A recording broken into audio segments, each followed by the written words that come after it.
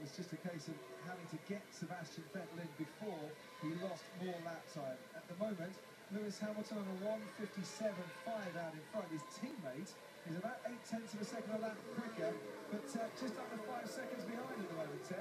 Yeah, so interesting decision for McLaren. Do they pick Jenson Button now and give him track position over Sebastian Vettel, because Vettel lost that time behind the Sauber? Looks like Ferrari are preparing for Alonso. Indeed, you can see that on your screen. But it doesn't look like McLaren are going to do that. If they did now, they'd get track position, which is pretty key round here. Certainly helps. So Alonso coming in for the soft compound tyre. His teammate's been running on that for the last 11 laps and had set the fastest time of the race as Michael Schumacher comes in now. He's behind Fernando Alonso for Mercedes. Hello. Pitting from 13th. Might be where Fernando Alonso comes back out again. Now out into 12th behind Jean-Eric Vergne in the Toro Rosso. Not the quickest pit stop for Ferrari, 3.3 seconds.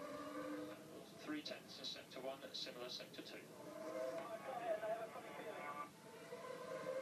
Funny feeling they're going off, or what? Imagine so.